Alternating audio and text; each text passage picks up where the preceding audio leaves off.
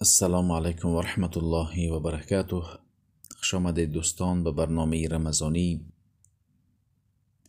که در ابتدای اسلام روزه چنین بود که هر کسی که هنگام افطار نکرده خواب میکرد برای او حرام بود همان شب چیزی بخورد تا فردا وقتی اذان چیز خوردنش منع بود. قیس ابن سرمه رضی الله عنه روزها کار میکردند. یک روز به نزدی همسرشان هنگام افطار در حالی که خسته بودند آمدند.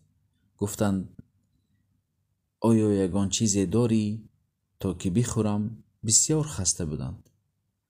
سپس قیس ابن سرمه که در یک جای نشستند، سپس زنشان گفت چیزی نداریم و تا من بروم تا آماده طعام میکنم. وقتی که این زن قیس ابن سرمه به آماده کردن طعام مشغول می شود، وقتی که طعام را آماده می کند که می بیند که قیس ابن سرمه رضی الله عنه خواب کرده است.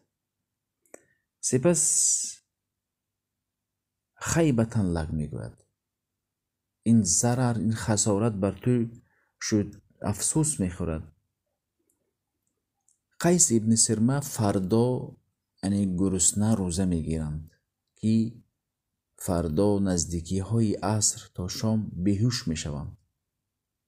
زیرا در ابتدای اسلام خوردن و نوشیدن هر کسی که خواب می کرد فقط وقتی خوردن بعد نماز شام تا خفتن جایز بود. اگر در این وقت نیست کسی خواب کند خوردن نوشیدن جایز نبود. سپس وقتی که این خبر، این ماجرا به پیامبر صلی الله علیه و سلم میرسد،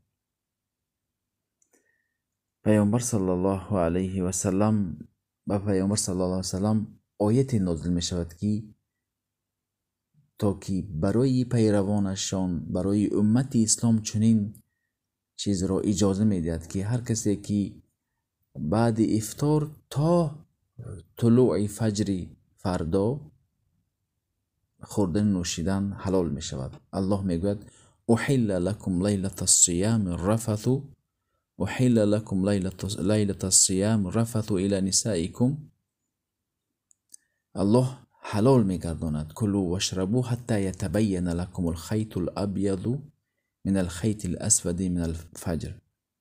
الله حلال می گرداند، می گوید که برای شما با همسرهایتون خفت خواب شبهای رمضان اجازت است نوشیدن و خوردن نوشیدن برای شما تا صبح صادق اجازت است. الله میبینید که الله برای ما آسانی میکند. یرید الله بكم اليسر ولا یرید بكم العسر. بنابراین روزه برای ما آسان شده است. در ابتدای اسلام برای صحابگان مشقت بود که هر کسی گفتیم خواب میکرد. خوردن و نوشیدن هنگامی بین شام و بین خفتن اجازت بود. اگر شخص در بین این وقت خواب کرد نیز خوردن و نوشیدن جایز نبود. ببینید الله به ما رحیم است.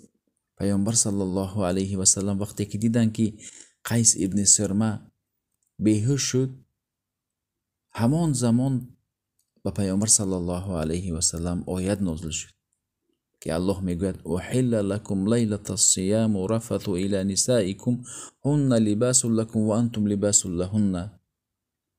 یعنی برای شما ای مسلمانان خوردن و نوشیدن و خواب کردن با هم بستری در شبهای رمضان برای شما حلال گشت. خوردن و نوشیدن نیز برای شما اجازت است. این بود برنامه رمضانی. السلام علیکم و رحمت الله و برکاته. اینما كنا